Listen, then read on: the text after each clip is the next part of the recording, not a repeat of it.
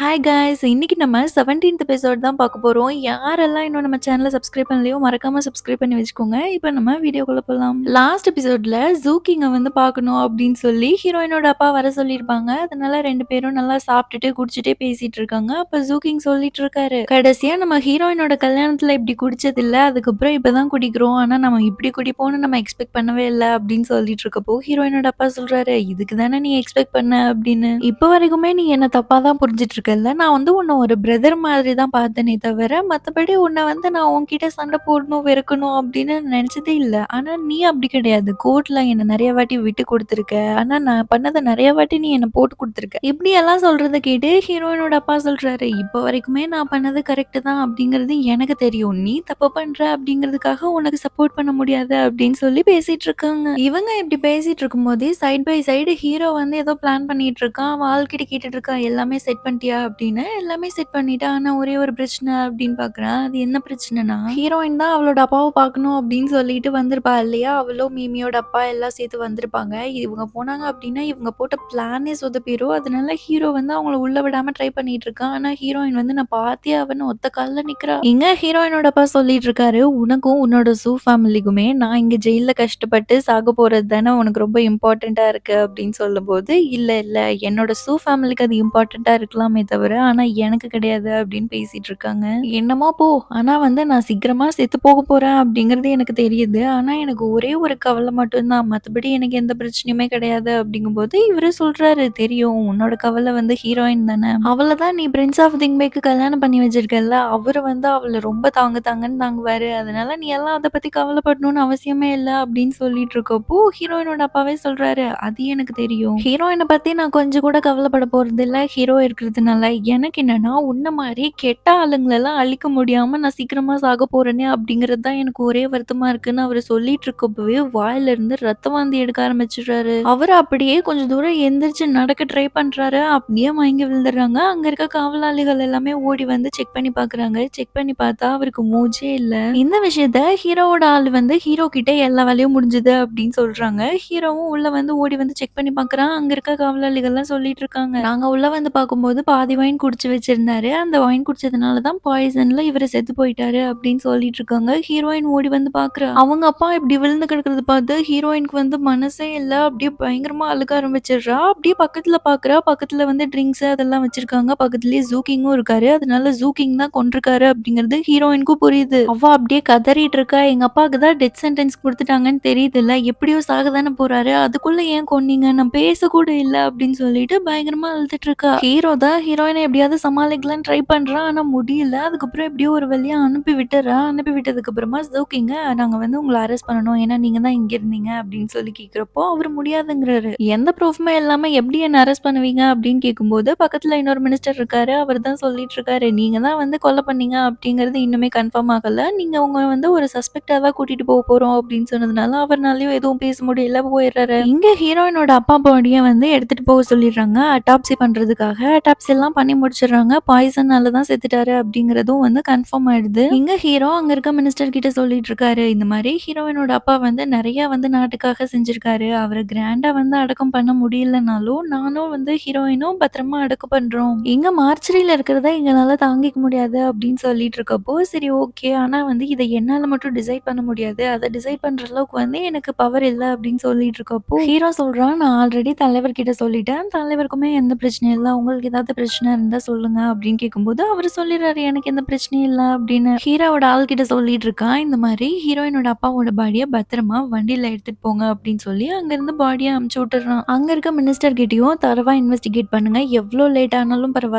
ஆனா உண்மையான கல்பிரிட் மட்டும் தப்பிச்சிடக்கூடாது அப்படின்னு சொல்லிட்டு ஹீரோவும் அங்கிருந்து கிளம்புறான். இங்க மிமி வந்து ரொம்ப ஃபீல் பண்ணிட்டு இருக்கா. அப்போ வந்து ஹீரோயினோட அசிஸ்டன்ட் வந்துட்டு அவள கம்ஃபோர்ட் பண்றதுக்காக வரா. வந்து சொல்லிட்டு இருக்கா, "இங்க இப்படி நீங்களே ஃபீல் பண்ணிட்டு இருந்தீங்கன்னா ஹீரோயின யார் பார்த்துக்குவா?" அப்படின்னு. மிமியும் சொல்றா, "ஹீரோயின் வந்து ரொம்ப நேரம் வெயிட் பண்ணிட்டு இருந்தா அவங்க அப்பாவ பார்க்கணும்னு. கடைசி வரைக்கும் வந்து பேசவே முடியாம போயிடுச்சு" அப்படின்னு ஃபீல் பண்ணிட்டு இருக்கா. இதனால அந்த அசிஸ்டன்ட் பொண்ணும் இதெல்லாம் நினைச்சு அழுகவே ஆரம்பிச்சிடுறா. மிமி தான் சொல்லிட்டு இருக்கா, "என்ன சமாதானப்படுத்த வந்துட்டு நீ இப்போ உட்கார்ந்து அழுதுட்டு இருக்கல்ல" அப்படின்னு சொல்லிட்டு இருக்கப்போ, டைம் என்ன இருக்கும் அப்படிங்கிறா. "ஒரு 11:45 மாதிரி இருக்கும்" அப்படின்னு சொல்லும்போது, அப்பதான் ஞாபகம் வருது, இன்னைக்கு வந்து ஹாயும் ஊருக்கு போறான் அப்படின்னு சொல்லியிருப்பாங்கல்ல. என்னாலயும் இப்ப போக முடியாது அப்படின்னு சொல்லிட்டு, அந்த கான்குபைன் யூஇ கூப்பிட்டு ஒரு ஹெல்ப் பண்ண முடியுமா அப்படின்னு கேட்டு, அவகிட்ட தான் ஏதோ ஏதோ ஹெல்ப் கேட்டு அமுச்சு விட்றா. இங்க ஹாயும் வந்து கிளம்புறதுக்கு ரெடி ஆயிட்டா. அப்ப பக்கத்துல ஜாவை தான் நின்னு வந்து அட்வைஸா குடுத்துட்டு இருக்கா. "மச்சான் இங்க பாரேன், நீ வந்து முன்னாடி இருந்தவங்க மாரி ஈஸியாலாம் மாட்டிக்க கூடாது. ஓகேவா? அவங்களோட ஆளோட ஆளா மாறி பயங்கரமா ஸ்ட்ராட்டஜிலாம் பண்ணி தான் வந்து நீ இங்கருந்து சர்வே பண்ணாகணும்." அப்படின்னு சொல்லி இவ அட்வைஸ் குடுத்துட்டு இருக்கா. அதெல்லாம் ஹாயு காதுல கேட்ட மாரியே தெரியல. அவன் வந்து யாரோ வருவாங்க அப்படின்னு வெயிட் பண்ணிட்டு இருக்கான். "மச்சான் டேய் நான் இவ்ளோ அட்வைஸ் குடுத்துட்டு இருக்கேன். கேட்கறியாடா?" அப்படிங்கும்போது, "இல்லடா" அப்படின்னு அவனும் சொல்லிடுறான். "டேய் சாவடிக்காதடா.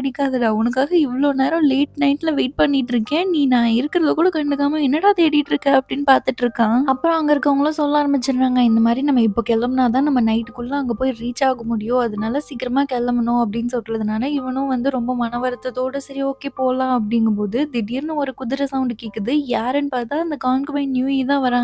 இந்த மாரி மீமி வந்து உங்களுக்காக ஒரு மெசேஜ் அனுப்பி விட்டுருக்காங்க அப்படின்னு சொல்லிட்டு, மீமியோட மாடுலேஷன்லயே சொல்லிட்டு இருக்கா. இந்த மாரி "சீக்கிரமா வந்துரு என்ன, என்னாலலாம் வந்து எல்லாத்தையும் தனியா மேனேஜ் பண்ண முடியாது" அப்படின்னு மிரட்டுற மாரியே சொல்லிட்டு இருக்கா. அதுக்கப்புறம் இன்னொன்னும் சொன்னாங்க.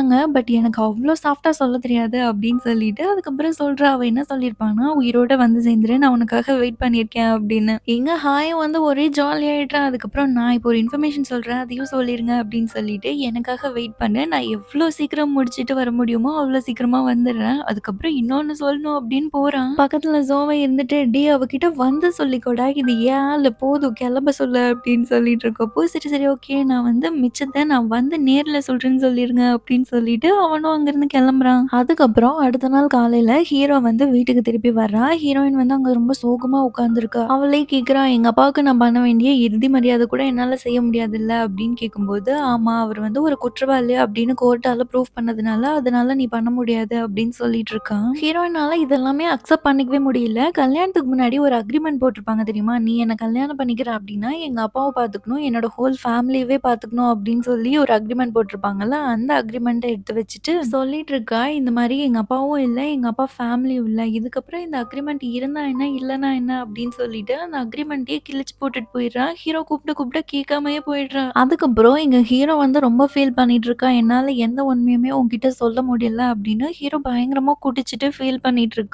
ஹீரோயினும் இதெல்லாம் தாங்கிக்க முடியாம ஒரு கோயிலுக்கு முன்னாடி போயிருப்பா தெரியுமா? அங்க போய் சேவ பண்ணலான்னு. அங்க போயிடுறா. முன்னாடி போனப்பலாம் வந்து அந்த சாப்பாடு சாப்பிடவே முடியல அப்படின்னு ரொம்ப கஷ்டப்பட்டுருப்பா. ஆனா இப்பல்லாம் வந்து அது எதையுமே பொருட்படுத்திக்கல. அழுதுட்டே இருக்கா. அவ சாப்பிடும்போதும் அவங்க அப்பா ஞாபகம் தான் வருது. இதெல்லாம் ஹீரோயினால தாங்கிக்கவே முடியல. இவ கஷ்டப்படுற ஒவ்வொரு விஷயமே ஹீரோவும் அங்க இருந்து கூடயே தான் பார்த்துட்டு இருக்கான். பட் அவனால இதையும் மறைக்கிறான். அத சொல்ல முடியாம. அதுக்கப்புறம் எங்க மிமி வந்து வேக வேகமா வந்து அசிஸ்டன்ட் கிட்ட கேட்டுட்டு இருக்கா. ஹீரோயின் வந்துட்டாளா அப்படின்னு. அவங்க சொல்றாங்க, "அவங்க தான் கோயில்ல இருக்காங்களே. அவங்க எப்படி இங்க இருப்பாங்க?" அப்படின்னு. "இல்ல, இல்ல ஹீரோயின் வந்து நேரமாவே காலையில கிளம்பிட்டாங்க" அப்படின்னு எனக்கு கோயில்ல இருந்து ஒரு தகவல் வந்துச்சு. அவ இன்னுமே வந்து சேரல அப்படிங்கும்போது, அதுக்கப்புறம் எல்லாரும் பயப்பட ஆரம்பிச்சுடுறாங்க. யூஏ சொல்லிட்டு இருக்கா, "ஆளுக்கு ஒரு பக்கமா பிரிஞ்சு போய் தேட ஆரம்பிப்போம்" அப்படின்னு. இந்த விஷயம் ஹீரோவுக்கும் தெரிய ஆரம்பிக்குது. அவங்களோட ஆளையும் சேர்த்து அவன் அனுப்பிச்சு விடுறான். "எல்லாரும் போய் தேடுங்க" அப்படின்னு. ஹீரோவுமே ஒரு குதிரைய எடுத்துட்டு ஹீரோயின தேடுறதுக்காக போயிட்டு இருக்கான். ஹீரோ ரோட்ல போகும்போது தேடிட்டு இருக்கான். அங்க ஒரு பொண்ணு வந்து தல ஃபுல்லா ஹீரோயின் மாரியே ஒரு கவர் பண்ணிட்டு போயிட்டு இருக்கா. அவனும் இறங்கி போய் ஹீரோயின் அப்படின்னு பார்த்தா, அது ஹீரோயினே கிடையாது. ஹீரோக்கு என்ன பண்றதுன்னே தெரியல. எங்க தேடுறதுன்னே தெரியல. ஹீரோயின் எங்க போயிருப்பான்னு பார்த்தா, அவ அப்பாலாம் இருந்த அரண்மனை இருக்கும்ல, அந்த அரண்மனைக்கு தான் போயிருக்கா. அத வேற சீல் வச்சிருப்பாங்கல்ல, அதெல்லாம் அவ எதுவுமே கண்டுக்கல. அவ பாட்டுக்கு உள்ள போயிடுறா. அவங்க அப்பா ஞாபகமாவே இருக்கு. அவங்க அப்பா கூட இருக்க மாரியே இருக்கு. அவளும் எல்லா பக்கமுமே போய் தேடி பார்த்துட்டு இருக்கா. அவங்க அப்பா இருப்பாங்களா அப்படின்னு. ஹீரோயின் அங்க இருக்கும்போதே ஹீரோ, மிமி அதுக்கப்புறம் யூஇ எல்லாருமே ஒரு வழியா கண்டுபிடிச்சு வந்துடுறாங்க.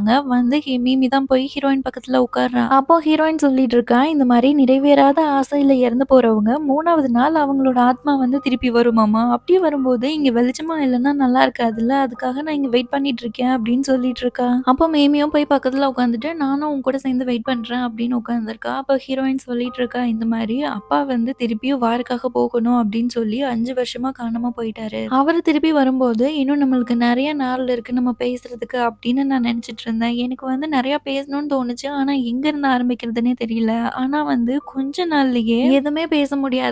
இனிமே வந்து நம்மளால பார்க்க கூட முடியாது அப்படிங்கிற மாரி ஒரு வலி இருக்குமே, அந்த வலி என்னால தாங்கிக்கவே முடியல அப்படின்னு சொல்லி ரொம்ப ஃபீல் பண்ணிட்டு இருக்கா. அப்பா 5 வருஷமா வந்து வாருக்காக போகணும் அப்படிங்கும்போது கூட என்ன கூட்டிட்டு போகல. கான்குபைனையும் மிங்சுவும் மட்டும் தான் கூட்டிட்டு போயிருந்தாங்க அப்படின்னு சொல்லி ரொம்ப ஃபீல் பண்ணிட்டு இருக்கா. அப்பா வந்து கான்குபைன் யூஇ சொல்றாங்க, "உங்க அப்பா வந்து உங்கள விட அவங்கள தான் ரொம்ப பிடிச்சது அப்படிங்கிறதுனால ஒண்ணும் அவங்கள கூட்டிட்டு போகல" அப்படிங்கும்போது இவங்க கேட்குறாங்க, "உனக்கு எப்படி தெரியும்?" அப்படின்னு.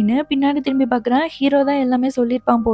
அப்ப அப்படியே சொல்ல ஆரம்பிக்கிறா, "உங்க அப்பா சாகுறதுக்கு முன்னாடி ஹீரோவ கூப்பிட்டு மட்டும் மீட் பண்ணியிருக்காங்க. உங்கள வந்து அவங்க அப்பா பார்க்கவே கூடாது அப்படின்னு அவரு சொன்னதுனால தான் ஹீரோ வந்து உங்கள பார்க்கவே விடல. அவருனால உங்ககிட்ட குட் பை சொல்லிட்டு அவருனால போக முடியாது. அது ரொம்ப கஷ்டமா இருக்கும். அதுவும் இல்லாம நீங்க ரொம்ப கஷ்டப்படுவீங்க அப்படிங்கிறது அவங்க அப்பாவுக்கு நல்லாவே தெரியும். அதனால தான் அவர் வந்து உங்கள பார்க்கவே வேணாம் அப்படின்னு முடிவு பண்ணிட்டாரு. அது மட்டும் இல்ல, அவரு ஏன் கான்குபைனும், மிங்சுவ மட்டும் கூட்டிட்டு போனாங்க அப்படின்னா, இங்க இருந்தா கண்டிப்பா உங்கள அவங்க தனியா வச்சு ரொம்ப கஷ்டப்படுத்துவாங்க அப்படிங்கிறது வந்து உங்க அப்பாவுக்கு நல்லாவே தெரியும். அவருக்கு உங்கள ரொம்ப புடிச்சதுனால தான், உங்களுக்கு எந்த கஷ்டமும் குடுக்கக்கூடாது அப்படிங்கிறதுனால தான் அவங்கள கூப்ட்டுட்டு போயிட்டு, உங்கள இங்கேயே விட்டுட்டு போனாங்க அப்படின்னு சொல்லும்போது, ஹீரோயினுக்கு ரொம்ப கஷ்டமாயிருது. அதுக்கப்புறம் ஹீரோயின எப்படியோ ஒரு வழியா வீட்டுக்கு கூட்டிட்டு வந்துடுறாங்க. வீட்டுக்கு கூட்டிட்டு வந்ததுக்கப்புறமா கூட ஹீரோயின் ஒழுங்கா சாப்பிட மாட்டேங்கிறாங்க, ஒழுங்கா தூங்க மாட்டேங்கிறாங்க. ஹீரோ வெளிய நின்னு ஃபீல் பண்ணிட்டு இருக்கான். அப்போ அவளோட அசிஸ்டன்ட் வர்றா, வந்து சொல்றா, "நீங்க போய் ரெஸ்ட் எடுங்க. ரொம்ப நாளா நீங்களும் ரெஸ்ட்டே எடுக்கல." அப்படிங்கும்போது, "பரவால்ல நான் பார்த்துக்கிறேன். நீ போய் ஹீரோயினுக்கு புடிச்ச எல்லா ஃபேவரைட் டிஷ்ஷும் செஞ்சு எடுத்துட்டு வா." அப்படின்னு சொல்லி அனுப்பி வைக்கிறான். அந்த ஃபேவரைட் டிஷ் கூட ஹீரோயினால சாப்பிடவே முடியல. இதெல்லாம் பார்த்து ஹீரோக்கு வந்து இன்னுமே ரொம்ப கஷ்டமா இருக்கு. இதோட இந்த எபிசோட் முடியுது. அடுத்தடுத்த எபிசோட்லாம் பார்க்கணும்னு நினைச்சீங்கன்னா, மறக்காம நம்ம சேனல சப்ஸ்கிரைப் பண்ணி வச்சுக்கோங்க. அடுத்த வீடியோல பார்க்கலாம். Bye guys.